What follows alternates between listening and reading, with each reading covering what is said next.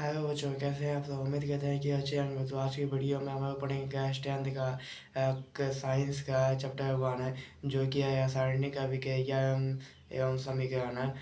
तो चाहिए बिना देरी के हुए स्टार्ट करते हैं। एक नंबर क्वेश्चन क्या है, रासायनिक अभिक्रिया किसे कहते हैं, कहेंगे दो या दो से अधिक पदार्थ में का एक या एक से अधिक नए गुणधर्म वाले पदार्थ का निर्माण करते हैं तो उसे रासायनिक अभिक्रिया कहते हैं। मतलब कि दो या दो से अधिक पदार्थ में का जो है, दो या दो से अधिक कोई पदार्थ में का है, एक या एक से अधिक नए गुणधर्म वाले पदार्थ है, एक या एक से अधिक जो है नए गुणधर्म वाले पदार्थ का निर्माण करती है तो उसे रासायनिक अभिक्रिया कहते हैं।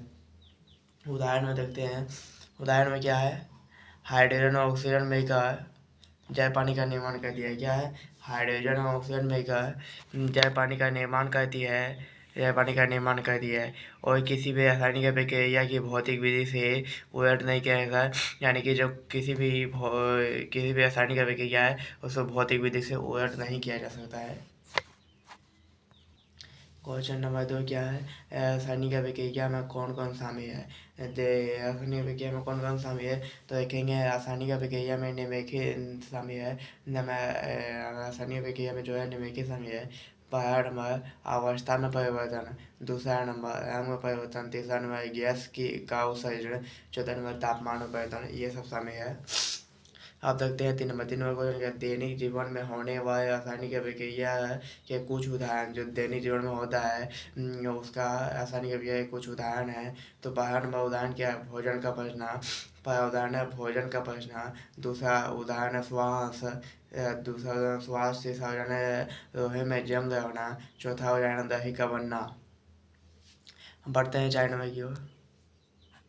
4 नंबर क्वेश्चन क्या है, अभिक्रिया किसे कहते हैं। तो कहीं ऐसे पदार्थ जो किसी रासायनिक अभिक्रिया में भाग हिस्सा लेते हैं तो इसे अभिक्रिया कहते हैं। अभिक्रिया किसे कहते हैं, ऐसे पदार्थ जो किसी रासायनिक अभिक्रिया में देखेंगे ऐसे अभिक्रिया जो किसी रासायनिक अभिक्रिया में भाग या हिस्सा लेते हैं, भाग या जो हिस्सा होता है वो लेते हैं तो इसे अभिक्रिया कहते हैं।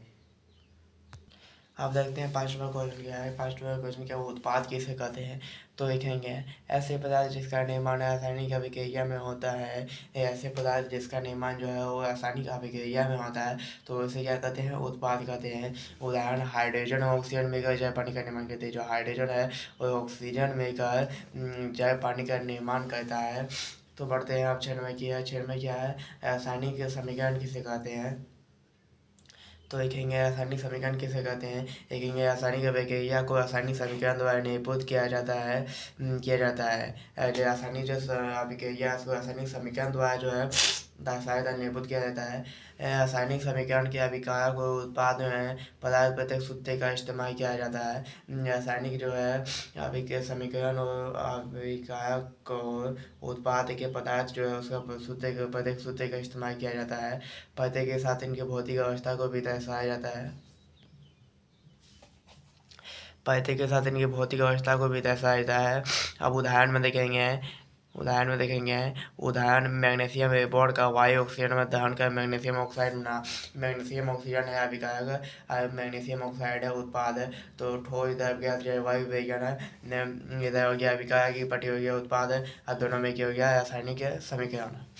इसी के साथ हमें क्या होता है 6 नंबर कंप्लीट। बढ़ते हैं क्वेश्चन नंबर 7 की ओर। क्वेश्चन नंबर 7 क्या है, रासायनिक समीकरण को संतुलित करना है। रासायनिक जो समीकरण है दिया है उसको संतुलित करना है।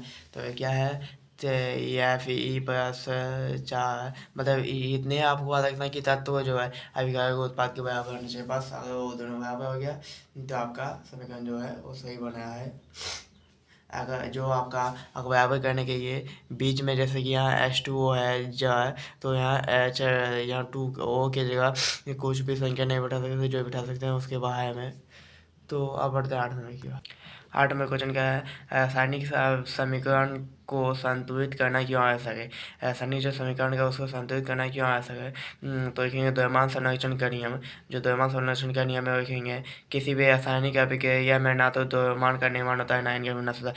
किसी भी जो रासायनिक अभिक्रिया में जो है उसका ना ही द्रव्यमान का जो है वो निर्माण होता है, ना ही इनका जो है विनाश होता है। निष्कर्ष निकलता है रासायनिक अभिक्रिया के पहले अभिकारक रासायनिक अभिक्रिया के जो पहले अभिकारक एवं इसके बाद उत्पाद प्रत्येक इसके जो बाद उत्पाद है प्रत्येक पदार्थ की परमाणु संख्या बावन है। इसके जो प्रत्येक है ये पदार्थ की संख्या, ये पदार्थ जो है उसके परमाणु की संख्या जो है वो बराबर समान होनी चाहिए। इसी के साथ हमें 8 नंबर होता है कंप्यूटर बढ़ते हैं 9 नंबर की ओर।